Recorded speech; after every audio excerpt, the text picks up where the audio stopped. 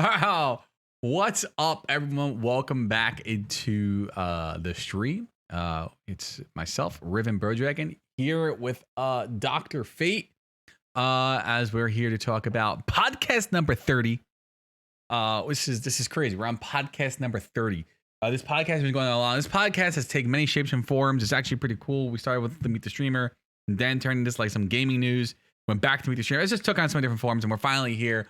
We're gonna mix it with gaming news and eventually soon a Meet the Streamer type segment. But anyway, what's up, Fate? How's it going, man? I'm doing pretty good, man. How was your day? Oh, it was good. Well? Yeah, it's been good. Been kind of crazy, you know. Been nutty as all heck. But I'm glad that we're everything's good, and we're here to sit down and talk about some good stuff, I think, on this podcast. We have the what we have. We had the what we had a lot actually. We have the Glimesh launched. We have some great EA news, some good Square Enix news, some cool Blizzard news. There's some good things we got to talk about this week. So I'm looking forward to getting to these conversations. So I don't have my chat up, I don't think. Do I have my chat up? Oh, I do have my chat up. There we go. Hi, chat. I can see what you're saying now. I'm trying to get some music up over here so we can just listen and stuff. But let's jump into this news. So this was a big week in the streaming realm. There was a brand new site that launched called Glimesh. I don't know if anyone's actually heard about that. Glimesh was a brand new streaming website, Glimesh.tv, if you want to check it out. When that launched? 3/2, right? This past Tuesday? That is correct. Tuesday, it launched at like 11 o'clock. It was a little rocky of a start, but that was expected. They're in their alpha stages right now. And it's going pretty good. You've been streaming on there pretty often. How's it going for it right now? It's a lot better than what it was the last couple of days.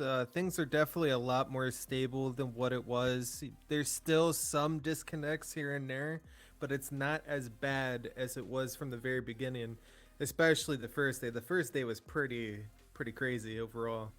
It was pretty crazy, yeah. But yeah, everything like from the stream, overall, like from when I was like streaming on the platform, it was a lot smoother today. And there was like no stuttering at all, and everything was going well throughout the day when I was playing and everything. So it was definitely a lot better today, and I'm hoping like as time progresses and stuff, especially from all the data and stuff that they're getting from the streams, things will get a lot better over time. That's great. That's good to hear. I streamed on it for a little bit on the day it launched, but I couldn't stay consistent because the servers were up and down, which is expected. The ingests were clogged or whatever the heck was happening. But I was watching some streams. I watched you for a while, and then I watched some other streamers for a little bit, and it was smooth. FTL was working pretty well. I love the fact that they reverse engineer Mixer's FTL and then made it open source for the community. I think that's great. So now it's I don't know, it's pretty cool. So I'm looking forward to see that. I know what happened. So there was a DDoS attack the same day it launched. What happened with that? Did it ever actually go through? Did they thwart it? What happened with the DDoS? Do we know?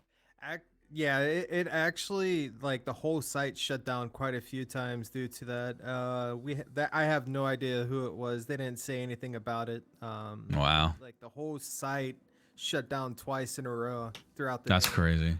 I did see that. Yeah, things literally like ironed out over time though, and got, I wouldn't say to normal, but you were able to do stuff over time, and they gave out the keys and stuff along the way. That's cool. Let's bring up Glimesh and check it out since we're talking about. So go to the main site. So the alpha is here. So it's pretty cool. So where it's in alpha stages. They're telling us like it's a very early save, and it's a very early save, a very early phase. It's gonna have its issues. They want people to stream on it to help create issues. Work with them to help create new products and grow Glimesh into the best platform it can be. So try new things in the platform, report issues if you see them. report, people who are doing ridiculous things. If you see them, see something, say something, don't be quiet about it, because then you're just being part of the problem. So it looks pretty cool. So the few ones they have right now, I know they can be adding more categories. Right now we have gaming, art, music, tech, IRL, and education, which I think is cool. Hopefully we'll see some educational streamers, like, people who do teaching, kind of like, if, maybe see like live people who do like Udemy classes or LinkedIn training classes. Maybe we'll see them stream here live.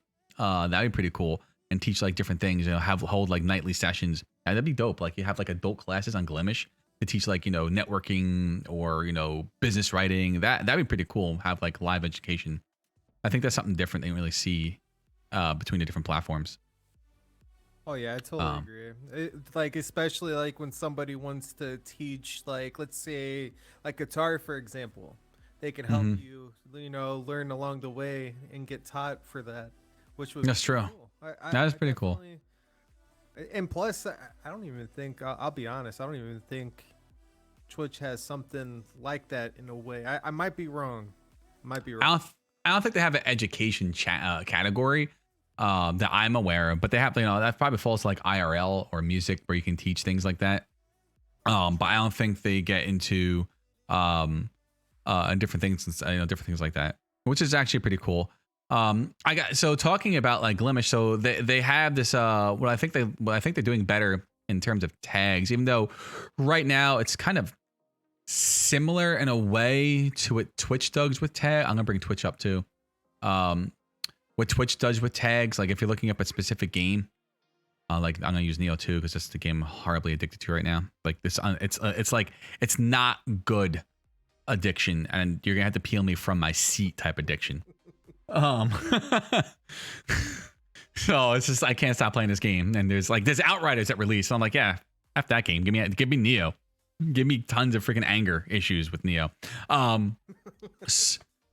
So if you look at Glimesh right here, like you see all these tags up over here on streamers things, like you can actually type in like, look at looter shooter and then press enter, and it brings back every tag that might have a looter shooter, which is cool. Twitch does the same thing. Like if I type in, a tag, I want to, they're the trending tags, all tags. But if I type in like RPG, it doesn't show up. Oh, role playing. Let's do playthrough. There we go. First playthrough. I click that, and it pulls up any tag for that specific game that I'm doing. So in terms of like what Glimesh does with tags, I think it works better because I don't think you can actually search here for a tag, right? You can't like search inside of Twitch's search for anyone with the tag of first playthrough. See, that's one thing that sets it off, that's different compared to Twitch, is that there's no gaming categories. It's all just tags and stuff. Yep. It literally sets it apart from each other. It does, and that's cool. So you're underneath the category of gaming. You don't assign yourself a game. You assign yourself, hey, Batch is live. You assign yourself the gaming category, and then you assign yourself different tags underneath your profile. Not profile. Excuse me, underneath settings. Underneath the settings tab, you go to your channel settings, and then you set up your tags here. And then people can, and then whatever you have here, people can underneath the gaming or art, they can search like, PC gaming. I want to see variety PC gaming, and they show you every single streamer that's variety PC gaming. So it kind of adds in a little discoverability, better than what Twitch has. Twitch has some cool things like, oh, okay, I can look up someone who's playing Neo 2, or even let's look up someone who's playing Outriders. Just type in Outriders, and here's these are the trending tags: multiplayer, first playthrough, PvE. So if you click those, it sorts everything by that. What I don't like about this is that I can't type in RPG, which I think is silly. Even though, yeah, but roleplay usually, I would think that'd be used more for like D&D type like live like board games and things like that. What's up, Rob? What's up, Danny? Welcome in, everyone. Outriders is so much fun. It is. I have to play it more, but Neo. So which is just I have an issue with their tags because it's weird. Like if I come in here and I go to my, what is it, creator dashboard, right? and I go to my stream manager and I go to edit my stream info, and usually like anything that doesn't have an X to it, like if I change this to Outriders, RPG pops up. It's a default tag, but I can't search on that tag. So I never changed my category either. I'll do that now. Put that cookie down. No way, man. I'm gonna eat that cookie. It's mine. You can't have it. So that's I think in terms of like discoverability, it's doing a little bit better. What am I doing? I don't know what I'm doing. I'm just clicking buttons and hoping things work. Tis the American way. So I think Glimesh has that going better. I think if this actually does well though, like if they do this well, like if I now can type in, let me see PC gaming and anything with like the RPG tag, I can find all my I can find all the people who are doing PC games on RPG. And whether that be, hey, Real Caustic is live. Whether that be on whether you're doing Destiny or Apex Legends. I'm not sure why Apex Legends. I guess you have to look at it though. This person might play RPG games every now and then. So that person you can then find like, oh, he playing Genshin Impact, but today he's playing Apex Legends, but kept his tags the same. Where Twitch is just like kind of an annoying way of looking for it. Like this is cool. You can search by drops enabled. Show me every single live channel with drops enabled. But the problem with it, this is where we have an issue with it, is that I just clicked on drops enabled. Actually, no, I'm lying. I'm lying. So drops enabled actually says high to low. Will actually show you every game, every user or streamer that's playing a specific game with the tag drops enabled.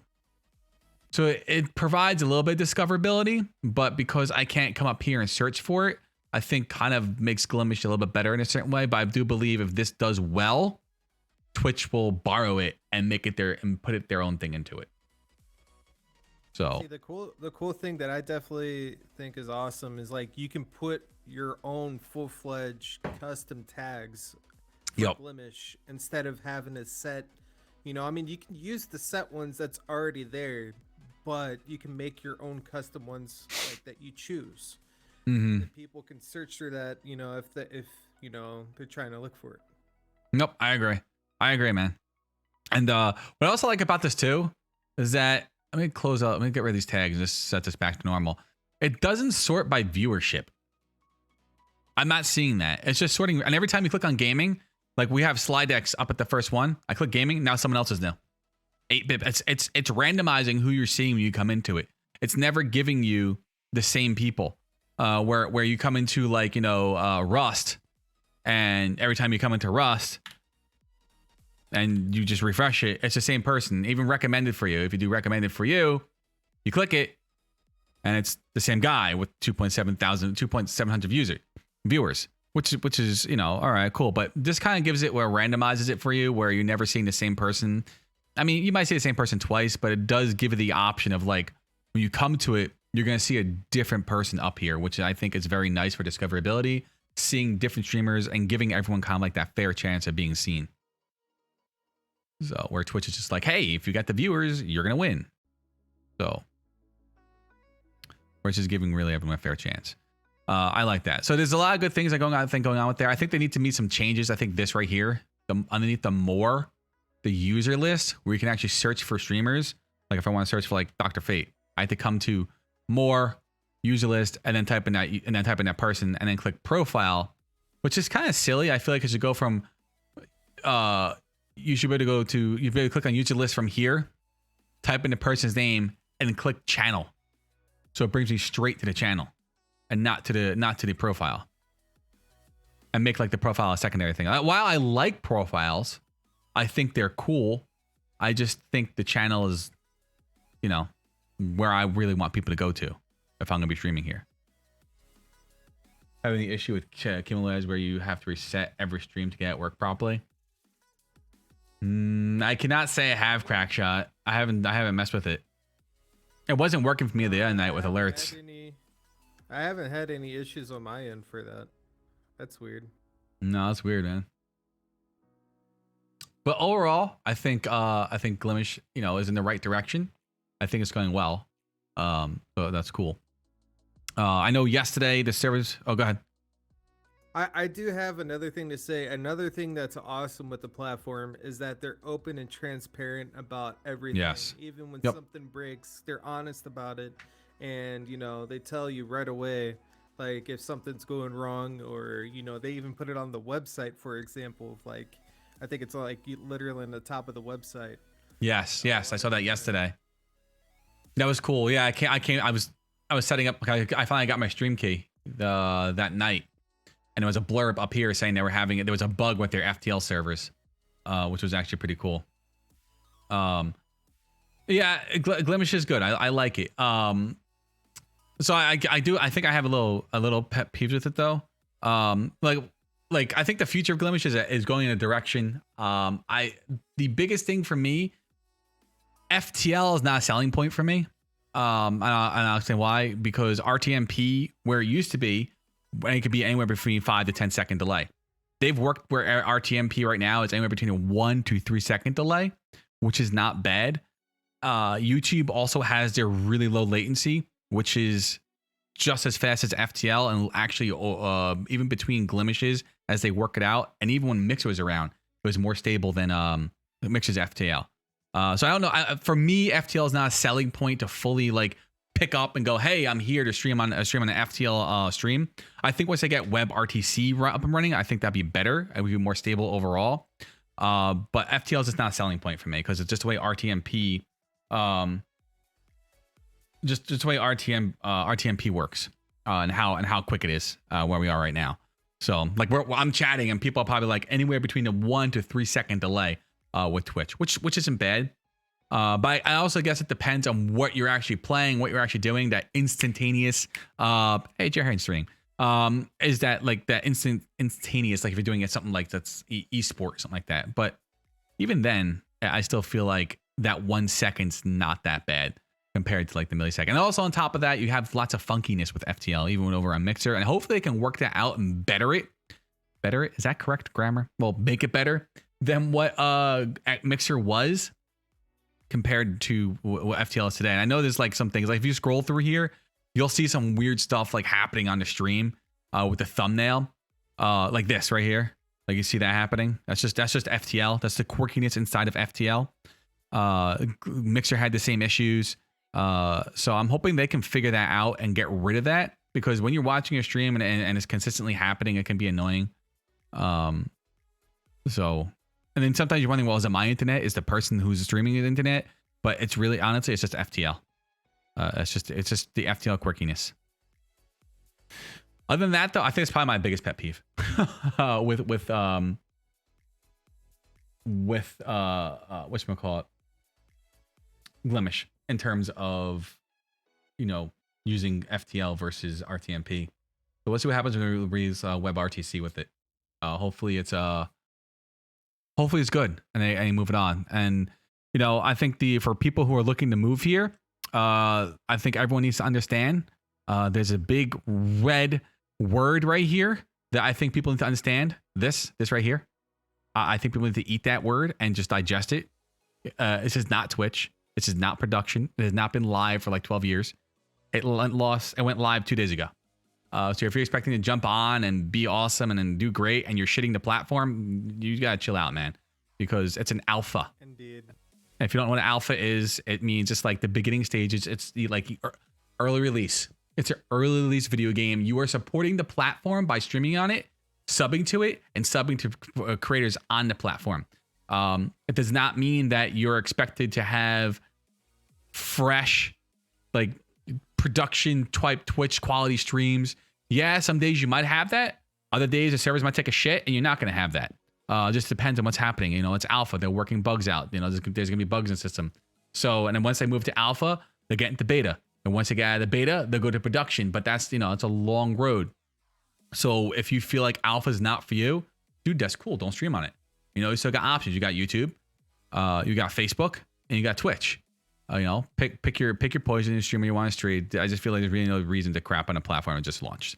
It was just some weird stuff going on Twitter the other day. People just, you know, mouthing off without knowing anything about the platform. It's like, did you even read up on it? Did you even do any research? People just like to talk shit and not research anything. Excuse my language. Sorry. Yeah. Um. Yeah, there was quite a bit of people. I've been like, there was a lot of people that was extremely excited about it, looking forward to going there. And then not even a day later after it launched, they were talking down about it. Mm-hmm. Yep. I'm like, really? It's true. Really? It's an alpha launch. It's going to have bugs and issues. Yep. No, I agree. Iron out along the way.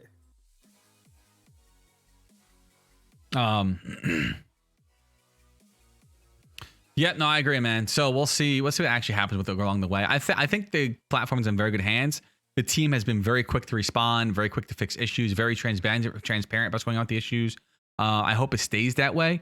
I think it will, but I think people just need to chill out and give it a chance to go. Also, in alpha, you have to think about too. Like it's a brand new, and right now this site's attracting streamers more than it's attracting non-streamers. So the streamer to viewer ratio is going to be very low, and you're going to have more streamer versus viewers.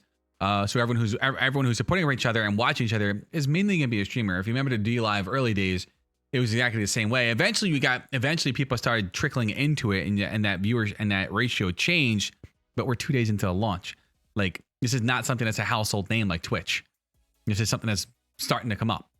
I love when I come to the site though, dude. I got Mixer user interface vibes, like a really improved Mixer interface. This is very nice. So like you can just tell, like you can tell it's alpha. Like look how basic this is. Gaming streams, very basic, just a title, header on their HTML page. So it will definitely grow and change over time. I'm gonna keep my eyes on it. MoarDotsGaming, my brand right now is not moving fully to Glimesh at this time. I will probably stream a day or two here and there on it, but I'm not fully moving.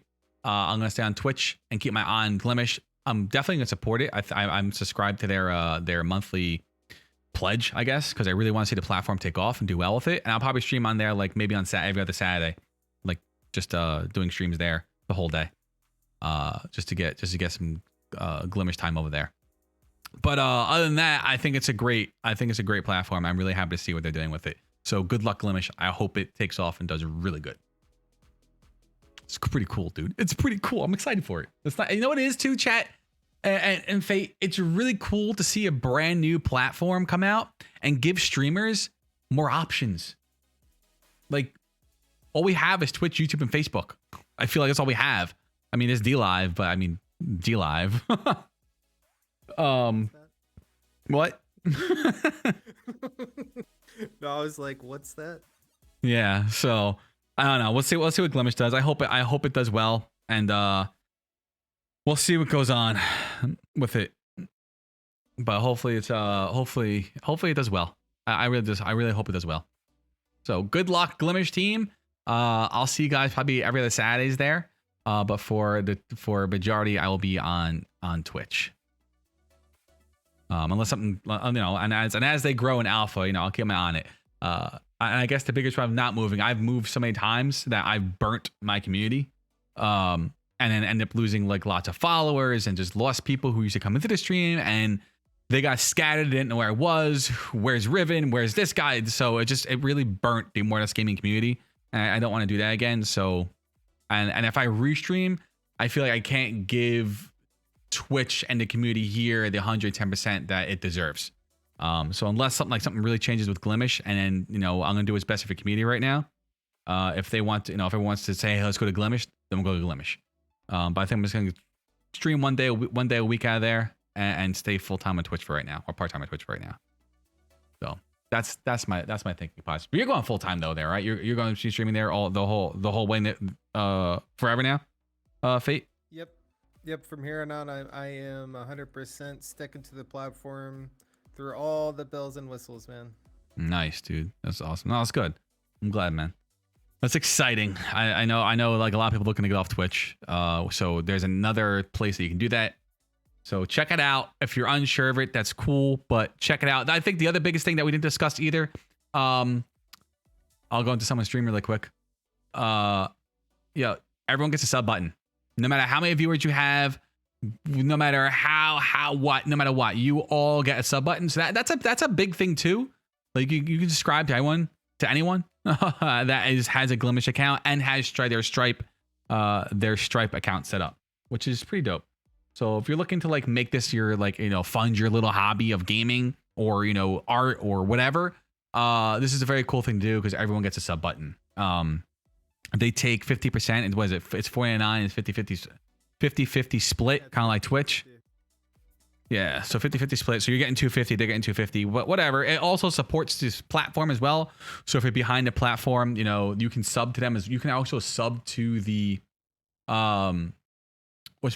You can also sub to their platform support thing. And you can sub to people. So they get like, you can send them $25 a month, which happens, and you can also then sub to, other streamers, which also they get money off of that from as well. So it helps them. I don't know about, did they say anything about virtual currency? I don't remember about virtual currency, like bits or anything like that. I think they said that they are going to be probably doing something like that later on down the road, just not anytime soon. I think they're mostly focused on fixing a lot of stuff first before anything. That type of stuff. Understood. Yeah, get the streamers up and running, make sure this technology is running, and then you can add on to what we need after that. So that's cool. No, it's exciting. It's an exciting time. It gives streamers options. So you have a new option. I'll drop this in chat here. If anyone who's not seen Glimesh before can go check it out. But that's all the Glimesh news I think we have. It's exciting to see it launch. It really is. So I'm excited that it went live. A little rocky of a start, but expect with alpha. So I'm excited to see where it goes from here. So good job, alpha. Good job, Glimesh, and good luck, team.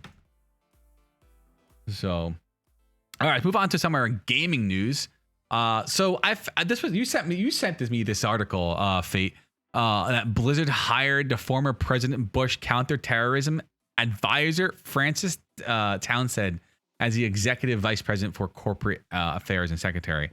I found this pretty interesting because I guess she has, she's going to be overseeing compliance and ensuring that the U.S. and the overseas company play nice, and the players' information between those companies are always kept private. And I guess having that type of background and I guess also because of having that type of background, you also have foreign connections. So I guess it makes, especially, one of the things I think they're looking for, I was going through the article, was like they're looking, especially China was one of the things they want to make sure like the players' information is private, especially going through, because the Blizzard organization is split up in so many different areas across the world. They want to make sure that all the services going through and transits of information is being pushed between all the different areas. She wants to make sure that, privacy is the 110% most important thing for players' information. So I thought it was very interesting to hire someone like in that realm for counterterrorism and advisor, I guess, because it has that type of background with dealing with foreign embassies and things like that, which is actually pretty interesting. I thought it was pretty interesting myself, and honestly, I think it's a good thing that everything's gonna be private from here on out, especially with everything that's happened in the past. Because I remember they forced you at one point to have your real name out there and stuff, and I was like, that's supposed to be private, right? It is. And I was like, yeah, they literally updated that out of the blue, and it was like one day, and it was like, what? Really? Yeah, it was weird. I didn't like that either. Nope.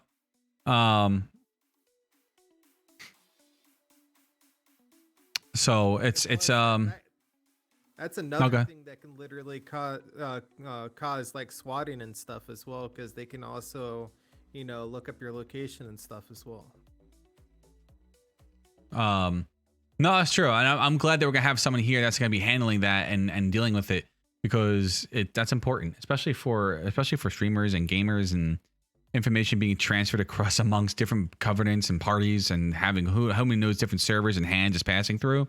So having someone that's going to really pay attention to that and make sure that our best interest is being taken care of, whether our best interest is actually really being taken care of, and this is just a front. But I think that this is something that's important, and hopefully like all companies will have a position like this to make sure that our information is kept private, and that the people that we're dealing with are legit.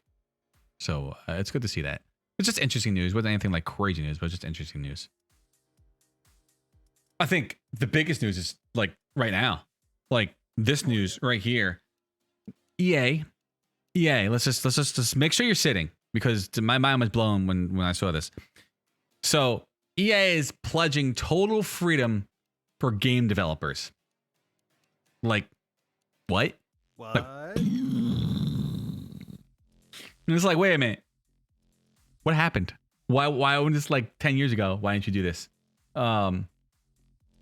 So I just mind blowing. So we're talking about like Dragon Age, Mass Effect, Titanfall, all their games that, especially like BioWare and other companies inside of EA that build. So I'm hoping we can, especially BioWare. I'm hoping with this they can make a triumphant return with all their games, which is huge, because BioWare has been in a weird place. And I mean, let's look at Anthem. Very weird place. And on top of this news, as well as being letting the studios develop the games that they want with very minimal interaction from management, which is how it, let them, that to me, that's the gaming. Let them have their creative freedom, and let management deal with like other shit they need to deal with. I don't know what gaming management does, but leave me alone. Let me develop my game. They're ditching online service models. So rip Anthem, but they're going to moving to more single player. So we're not going to see any more live service games. You're not going to see games from EA that are like Destiny or The Division or Anthem. You're not going to see anything like that. And honestly, games like that never win. I mean, look at The Division 2, look at the Destiny 2, just look at Anthem. They just don't. I spelled Anthem wrong like 3 times. Just look at those services. They don't do well. They're like mini MMO. They're like mini MMO games that just don't provide the value that's there. So it's very interesting to see where we're gonna go. You know what? With it, though, about this whole situation. Remember, like a few years ago, the head EA executive said single player games are dead. Now look at it. Yeah. There was actually an article. I was looking at the article, I wish I kept it. That he said that single player is no longer the way to move. We believe that moving into like online service models is the way of the future of gaming. And then Anthem came out and he shot himself in the foot with pushing that game that should never been released for like another year or two, probably another 2 years. And then shot himself. So yeah, 3 years. Yeah, probably. You're probably right with that game released. So now they shot, EA shot themselves in the foot. They should just left it alone and never have said that, because now we're going back full circle and single player games, which is good to see, because single player games give you some of the best value. And it's not to say you won't get replay value of a single player game. You can get the same looting and shooting and things like from a single player game without being connected to a freaking online service that has a patch every 12 weeks. Like I don't need a freaking expansion. I don't need a season every 12 weeks. I don't need that. Just, you can release an expansion every 6 months to a year, release a new expansion and builds on top of the game. Like, why does it have to be every 12 weeks you're pushing out content that's just rehashed content, because you're not giving yourself enough time to develop something that's actually valuable and sustainable? So I'm excited to see single player games make a comeback. It's very cool. Man. Especially, I am a huge fan. You already know this. I'm a huge fan of Mass Effect. If they can make a huge comeback after Andromeda, I mean, I enjoyed Andromeda, but I wish they would have continued it, because there was like expansion plans for the game and that got all scrapped and it got turned into comic books. And I was like, really? So we pay for this edition and then it gets all scrapped due to player feedback trashing the game. Right. When they could have just brought it out, That's true. I 100% agree. So it's gonna be very nice to see like a single player game with a consistent and consistent story that's going to just not have this crazy 12-week freaking nonsense. It just makes no sense. And seasons are just, I'm over seasons. Like seasons are just something I don't want to deal with anymore. Like if Glimesh, if Outriders ends up doing seasons, I think I'll be annoyed, because it's just 12 week content that I feel is just never sustainable or valuable. And I look at the Division 2 and I look at Destiny 2 and I feel like it's always the same rehashed nonsense in seasons. Here's some rewards. Go fetch those freaking rewards. Level up your season level. Get different rewards. It's just, and I feel like it's the same track and the same nonsense. I'm over seasons. Like seasons just don't. And I feel like that was the new. That's what Fortnite did. I think Fortnite started that nonsense. Oh yeah. And it became the new. What the hell was it? What was it? It was the season pass became seasons. Actually, who did start it? It wasn't them. I think it was Destiny and Division that started the whole seasons thing. No way, dude. Division's just Division's brand new with the seasons. That came out with Warlords. I thought they had like mini events and stuff from time to time, like for the like. I wouldn't. Oh no, you're talking about like holiday stuff. But yeah, Destiny. Destiny was I think the first one to start off with that. Oh, they had seasons. Wait, they had a whole season track. I didn't know that. I thought it was Fortnite that did it. Yep. Oh wow. They did it in the first game as well. Oh, I didn't play Destiny. I never got into Destiny. Destiny bored the crap out of me. Yeah, it's kind of sad to be honest, especially after. You know what the crazy thing is? I still think it's pretty crazy till this day after how much money they put into the first Destiny game. Right. I think it was like $150 million or so, if I remember correctly. $150 million, Jesus. Yes, $150 million, and we barely got anything from it. And a lot of stuff got scrapped due to them getting like somebody leaving the company, and they scrapped the stuff that he did. And it was supposed to be a whole entire different game overall, and they just messed it up. That's true. It's very true. And Destiny has just been. Destiny's one of those games that I keep trying to get into, and I keep buying the dumb expansion packs and whatever. And it's the last time I do it, because every time I do it, I get into it and I start playing it. I'm like, I feel like I'm just playing the expansion pack from last season. Like, what am I doing? I'm fighting the same enemies. They just rehash the same enemies. I'm finding guns that look exactly the same. I'm finding armor that looks exactly the same. And the gameplay, it's just a weird game loop. Like the Division 2 had better game loop than Destiny 2. And that's saying a lot, because Division 2 had a lot of issues. Like the Destiny 2 was a better, smoother game. Division 2 was just always broken in terms of like gameplay and bugs and stuff, but it had a better gameplay loop. I felt it was more enjoyable to get gear, and you could when you got gear you actually look cool in it. So I don't know. Both those games have its own issues, I guess, but two games I stopped playing because I'm just tired of seasonal loop nonsense. Mm-hmm. Yeah. Well, I mean, I do give credit to Ubisoft overall for wanting them, like they were able to continue with the game, then bring out more content. But now the question is, with them doing that, is everything going to be like the same type of pattern for from the previous type of expansions, and be the same cycle as it was, or if they're going to be making it more interesting for the player base than just doing the same stuff like every expansion. Right. And that's what I feel like what's happening.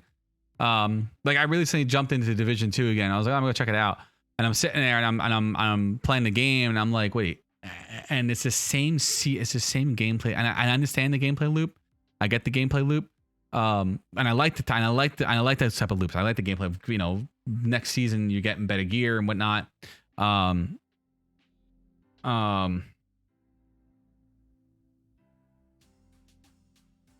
Sorry, I have work pinging me right now because there's an incident going on, and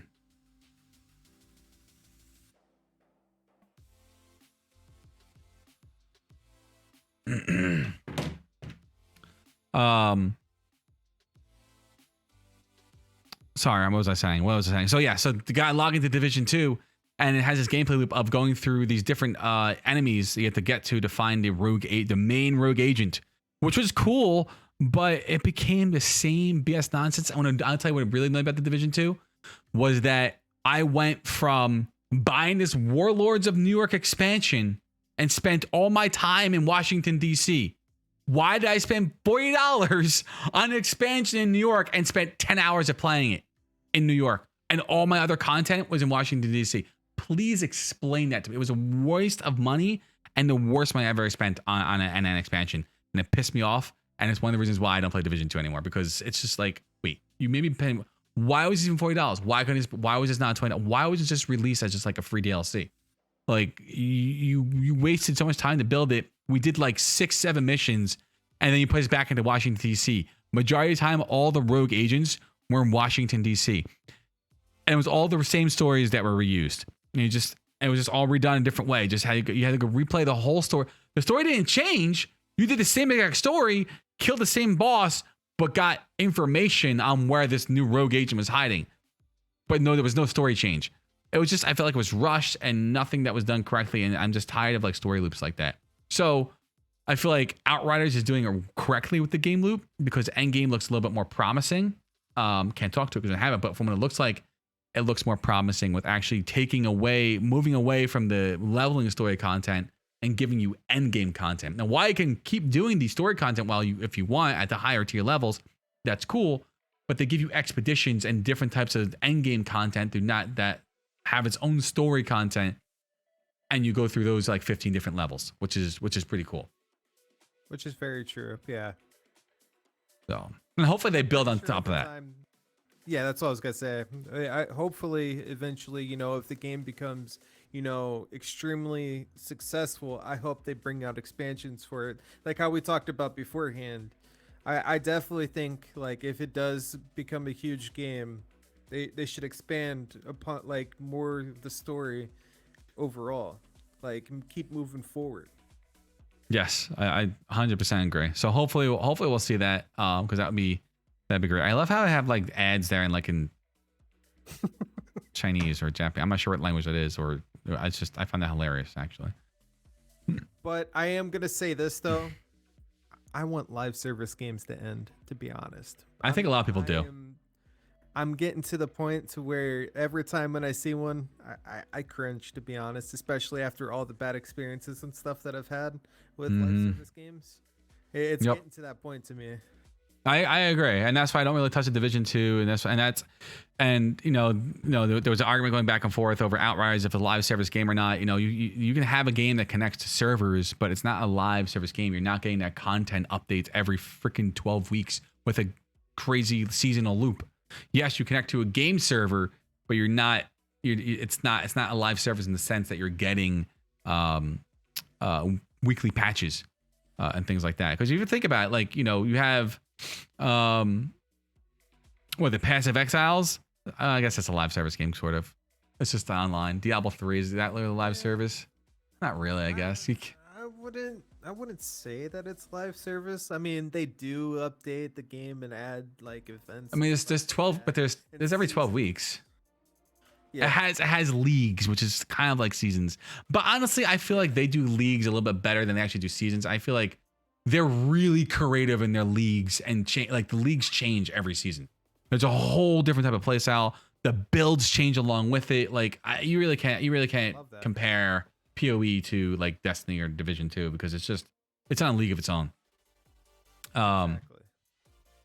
So I guess we'll see what happens with the rest of it, but it's just live service to me is like Division 2, Destiny 2, Anthem. It's like a small version of an MMO without having to pay monthly for it. But at least MMO, you're getting good quality content. Well, depending on MMO, but you're getting good quality content, like Final Fantasy 14. So anyway, but the biggest takeaway from all of that is EA is pledging total freedom for the developers, and they are moving away from live service games and bringing back their single player games. That's huge. And thank you, EA, for finally listening and understanding what players actually want and not what's actually making you fucking money. Because what's making you money is not doing anything good.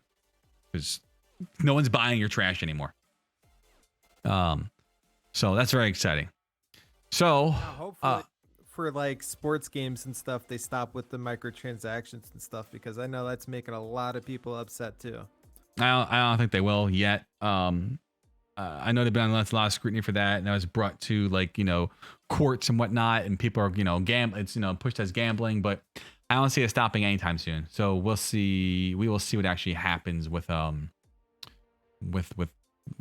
whole nonsense. I hope it goes away, because it's predatory, honestly. Yep. And I really hope it stops, because someone who has like a gambling issue and now they're playing like this game that has gambling, the same type of gambling methods as like going to the casino. They're gonna drop all their freaking hard-earned money on stupid freaking RNG junk for a soccer game. It's just stop being like, it's very predatory, and I don't agree at all with what they're doing. So. Yep.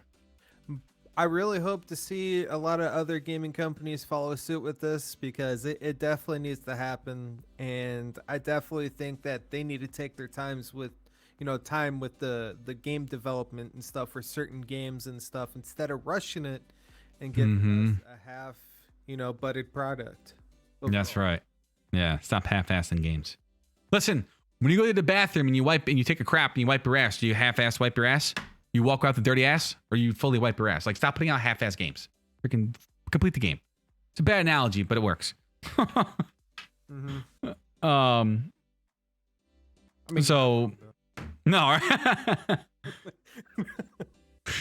So let's look at so the other thing that came up was actually pretty cool, was that Square Enix is looking to Forever Entertainment for more remakes, and the first one they're doing was the Panzer, I think, series, right? The Panzer, what the hell's it called? Panzer oh my god, Panzer Dragoon. Yes. Which was actually a pretty cool game. I don't know if I'm thinking back, I played on a Dreamcast, I think it was. I think it was on the Dreamcast. It was Dreamcast and Xbox, if I remember. It might have been. Yes, it was Xbox. Yes, because I remember the artwork. I'm like, I want to play this game. Yes, I remember this game. Orta. Yes. Yep, it was a very cool game. It was very neat. I enjoyed it. It was very cool. Very cool. Like, you're flying on dragons, have to do different things. It was just very, very neat game overall in terms of like style and action and combat. It was a lot of fun to play. But now Square Enix is turning to this company called Forever Entertainment to put more remakes on them, because I guess Square Enix just, people want remakes, but they're also trying to put out their old games. And this is where I have an issue with remakes and people who want remakes and remasters. I'm like, listen, you only have so many people on a team. You either want new games, or you either want games that you played in your childhood remade and remastered. You can't have both worlds. You can't. It's somewhere something's going to lose quality, and then you're going to bitch about it. So what do you want? Do you want old games remade, or do you want new games that you've never played before? So it's nice to see companies going out of the way and working with other companies they've worked before and say, hey, you've done a good job on these games. Let's work together, and you work on different remakes. And these are the ones we're looking into. So our question of the week today is, what Square Enix game from your childhood do you want to see remade? Like, I want Chrono Trigger. That's my all-time favorite game. I would love to even see remastered. I would like to see it remastered. I don't need a remake of Chrono Trigger. Leave it alone. Don't remake that shit. Just remaster it. Give me HD graphics with the story as it is. Maybe leave the time. Just leave it alone and just give me HD graphics. I don't need a remake on Chrono Trigger. That's just silly. Certain games should just make it pretty. Totally, but it's with 2021 engines. Just update it. Kind of like they did with Legend of Mana. I would love that in Parasite Eve. Parasite Eve was an amazing game when I grew up. Like, when I was. I think it was underrated. It was, to me, it was way ahead of its time. Like, it was, but you're one of the few people that I know who play it. So when I was growing up, everyone had a hard on for Final Fantasies. Like, it was Final Fantasies, and I found Xenogears. I forgot how I came across Xenogears. I think I played a demo of it in one of the games I got. I was like, oh my god, this game's absolutely freaking amazing. And I jumped on it and I played it. I got both the game and played it. It was an absolutely beautiful game. Well done. Like, it was teetering with best game of all time with Chrono Trigger, because it was just that good. So hopefully we'll see. I think Xenogears. The problem with Xenogears and why it won't have a remake is because the person that did Xenogears no longer is at Square Enix, and he took his IP and moved out and built his own. I think it was not Monolith Studios. Whoever did Xenosaga. I just noticed something. Who made this? Was it Monolith Studios? Yeah, Monolith Soft. That's what it was. Monolith Soft. So they've been, he made his own things and partnered with Namco to build it, and now he's off doing the ones on the Switch. So I don't think we'll ever see it. I don't know if we'll ever see a Xenogears because I think he took the IP from Square Enix and went off with his own thing, which kind of sucks. What'd you say? I clicked on this one article for the Final Fantasy VII Remake producer. I'm going to send this to you real quick. Okay. But yeah, so question of the week, guys. Oh, go ahead. And when you get to the, like when you scroll down, go towards the video and tell me what you notice. You sent it to me on Twitter? Yeah, I'm about to. Oh, okay. Like scroll down, look at the video very carefully and tell me what you see without clicking on it. Wait, what? FF7 remake for Bruce to talk. I don't know. I don't know. There's a video down on the bottom. Oh, I see the video. All the way down at the bottom? What you see, it's a Square Enix video. I see this one I'm looking at right now. I see a Meow. Katas and Katas. Kenny Omega. Who's Kenny Omega? I don't know who Kenny is. A wrestler. But please tell me you noticed that X. Yes, I do. That's Xenogears. Oh my god! That's a Xenogears X. That's a Xenogears X. Wait, who didn't he make the game? Wasn't he a producer? I can't remember. Yoshinori Katis. I think he was. Yoshinori. I think he might be. He's known for the director of Final Fantasy 6, Chrono Trigger 7, 8, 10. But nothing on Xenogears? Oops. I noticed that right away. I was like, wait a minute. Yeah, it's a little weird. No, I don't see anything about Xenogears. I wonder if that's like a tease. But yeah, look, they're bringing it up here. So everyone who's listening, we're looking at this picture about Yoshinori Katis and Kenny Omega, and in Yoshinori Katis, if you ever actually played this game Xenogears, there's this big red X in the artwork in the beginning of the name of Xenogears. For everyone on YouTube, we'll bring it up. If you've never played this game before, I highly suggest you just play it. So here you go. I mean, it doesn't look. It could be. I mean, it's a little, sort of. It's facing the other way, compared to where this looks. But the X Xenogears. I thought I saw someone say something about it here. So that's pretty cool. I hope so. That'd be cool. Yeah. Anyone else notice that X looks specific? This article is from March 2020. So over a year ago. Yeah, a year ago almost at this point. So I don't know. I guess we'll see what happens. But yeah, that's the X from Xenogears. Just facing the other way. Amazing to see it. That would be amazing to see it come back. I loved Xenogears, man. Me too. It was very cool. If you never played Xenogears, either find it to play, or there are many ways of getting it. I'm not gonna tell you how to get it and play it, but it's very cool. And then you have like all the Xenoblade, like all the Xeno series that don't really tie into it, but they're like spiritual successors to different game to the Xenogears, but they're not really anything to do with the actual Xenogears game. So it was pretty cool. So directors was Tetsuya Takahashi, but not the guy we just looked at. So he wasn't anything to do with it. But it's interesting that there's a X in there. So that's pretty cool. I don't know. We'll see what happens. We'll see what games they choose to remake. I think it's very interesting that we have Forever Entertainment. So I like to see that we're gonna have I like to see that the main companies are like, shit, people really want freaking remakes and remasters, but we don't have the resources to do all the remakes and remasters.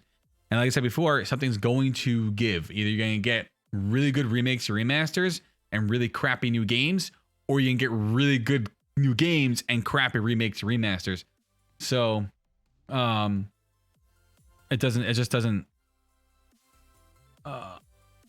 add up. Like something to gain something, you have to sacrifice something, and that's just the way it works. They don't have the resources to do it, so hopefully these teams can do it. Heck, if not, reboot them, like how we talked about before. A reboot would be cool. You take the whole game. I don't need Chrono Trigger rebooted, man. Leave Chrono Trigger. Just give me HD graphics. That's what I want. So I just need graphics to this age, because sometimes playing 8-bit or 16-bit graphics is just tough. Oh, I agree. I definitely agree. So, like, I like retro games, but sometimes I'm like, I just can't. Like, but Chrono Trigger is one game I can sit down and play over and over again. So is Xenogears. The Final Fantasies, not so much. Like 7's great, 8's great. 9 is the only one I actually replay over and over again. That's my favorite Final Fantasy of the PlayStation era. Yeah, 9 was really good. It's my favorite one. Blows away 7 in my opinion. I think 7's just overrated at this point. 10 was. Yes, 10 was I said that, and I will say it again. Final Fantasy 7 is just overrated. People give it way too much hype. It was great, and it was an important game in the series. But dudes, it's so overplayed and so overhyped.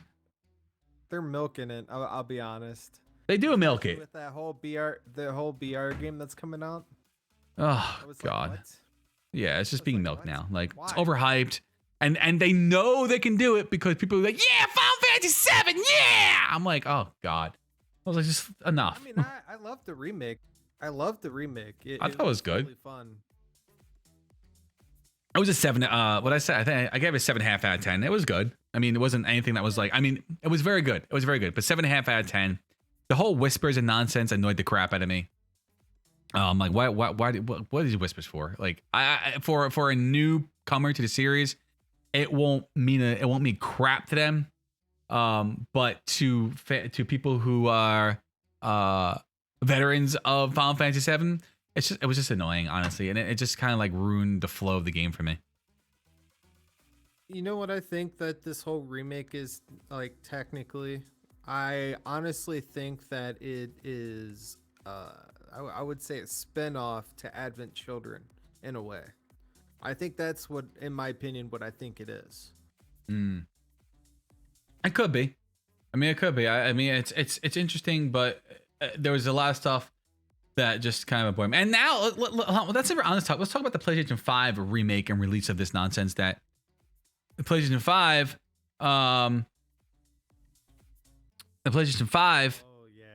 is getting more content and Yuffie. And I'm like, wait a minute, hold on, stop. Whatever the more content, Yuffie was not in the first disc. I think she made a quick cameo in the first disc if you go somewhere, but. Yeah. She wasn't in the first disc. Oh, well, excuse me. She wasn't. I'm sorry. She wasn't in the first disc. I'm sorry. She wasn't in the first part of being a Midgar. She was later on in the first disc as you're going to like what forest was that, into the freaking tower where the Phoenix was, where you got the Phoenix materia. It was just where the condors were, the Condor Tower, what the heck it was called. You found her over there somewhere, but whatever. Why is she being put in? Like, why? Why is it so important to put her in right now? Like, it makes no sense to me, and it kind of annoys me that PS4 owners about to get gypped. So yeah. I mean, at least we get the free upgrade. I mean, but they should have added that DLC for the PS4 as well, even if it's underutilized and underperforms compared to the PS5 version. They should have just added it. Yep.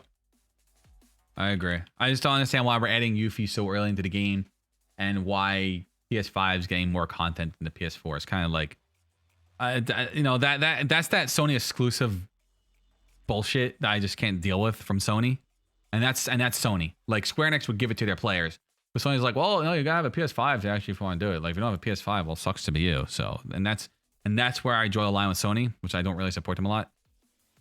It's like a kick to the face, really. It is. Like, if you didn't buy a PS5, you can't enjoy PS4. You can't enjoy the other parts of this game. So, it just annoys me. Yeah, I I wonder if it's like a side story for her, like origin in a way. I I, I wonder how they're gonna pull that off. I wonder what it's gonna be about. But Right. either way, I'm pretty upset by that as well, that they didn't bring it onto the PS4. Yeah, it's a little weird, and like Danny said, it's kind of kicking the face. It's true. It's really true. I mean, it's cool that we get a free upgrade, but you know, Yeah, it's just I don't know, man. It's just I don't plan on buying a PS5 anytime soon. I have no reason to own any of the new systems, none whatsoever. So, but it's just silly that Sony does nonsense like that. And I really have no patience for nonsense like that, to be honest with you. I just don't. So I don't know. We'll see what happens. But the biggest news from that is that Square Enix is looking to make more releases by using Forever Entertainment. So hopefully we see some good Square Enix remakes. And the question of the week for MoarDotsGaming, you can tweet at myself and iDrFate on Twitter about what Square Enix game from your childhood do you want to see remade, or drop into our Gilded and come to the question of the week channel and answer the question here as well. So, you know, you have multiple places to answer it. You can email us too. You can email me. I'm Riven at MoarDotsTV if you want to email me the answers. And we'll read them aloud on next stream. So that's cool. And I think for every week at the end of the show, we'll have a question of the week that we bring to the podcast to ask you to read them aloud on the next stream, which is cool. I hope it's cool. I hope it'll be fun. I think we'll get into cool conversation.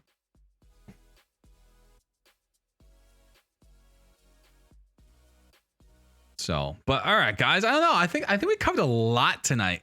We definitely had a lot of news, especially with Glimesh, Blizzard, EA. I think was some of the biggest news I've seen in a while from them, that they're giving full-blown freedom to game developers. And then Square Enix is pretty dope to see remakes coming from. Oh, I was talking about remakes.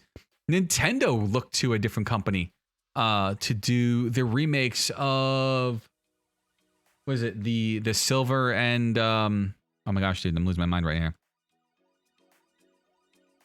It just popped in my head. I can't remember the name of the games though. And excuse me, Pokemon Silver, right? It was Pokemon Silver and did you see that, dude? Oh yeah, Pokemon Diamond and Pearl, I think. That's what it's Diamond and Pearl. Yes, I know why I'm saying Silver. It was Diamond and Pearl remakes. And they're looking to some company to go ahead and build them up, which is actually pretty cool. So we'll get to see like these new channels, these new games remade, and which is nice because I've always wanted to play them. I just don't want to go back and play them on an emulator. I would like to play them like I can actually buy them for the Switch and play them. So it's called Brilliant Diamond something Pearl, or something Shiny Pearl, some nonsense like that. So that's cool. That's coming. If you're into Pokemon and didn't hear about that, Brilliant Diamond and Shining Pearl are coming to the Switch. I think sometime this year, actually.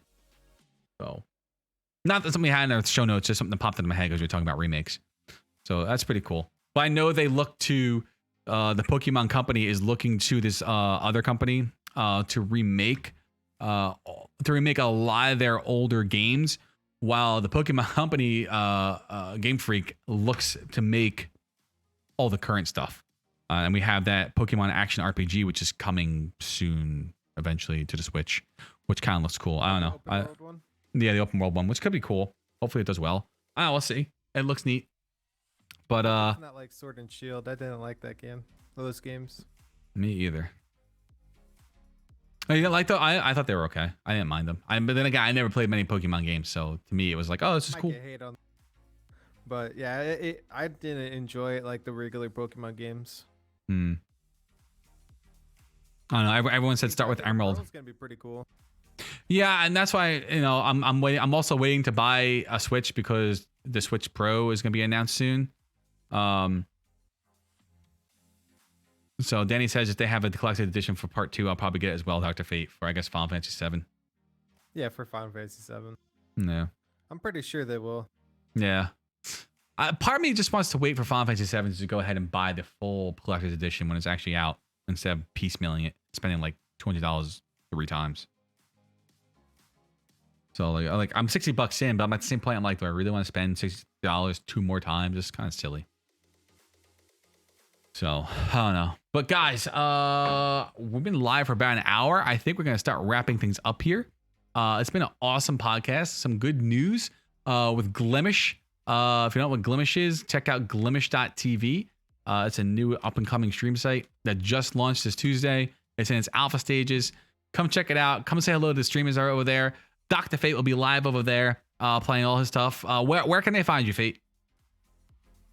They can find me at twitter.com/idrfate and also on glimesh.tv/idrfate, which is going to be the main platform I'm going to be streaming on from here on out.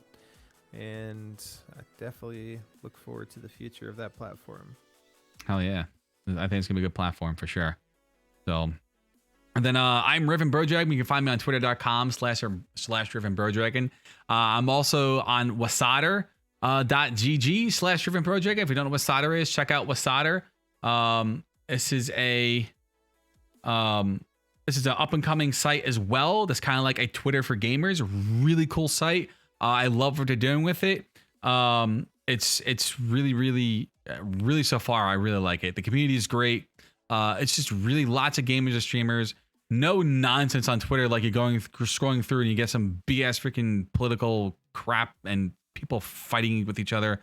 There's a lot of people on here and it's just streamers, gamers, and just chilling. It's a really good community so far. So check them out, app.wasadr.gg. Sign up. They are in the early stage. They're in their early access right now, but you can sign up and check them out. They just went live. Their actual Wasadr app for Android is out of the beta stages and now in like its early access launch, and it's actually a really good application. So the developers are doing a really good job. So you can find me there, and then you can always find me here on twitch.tv/Riven Birddragon. I am not moving to Glimesh at this time. I'm gonna keep an eye on it and see how it goes in terms of launch and whatnot. So guys, Fate and I appreciate you tuning in, hanging out, chilling with us, chatting with us, just having a grand old time as usual.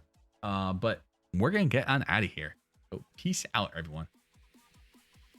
Take care, everyone. Be safe. Bye.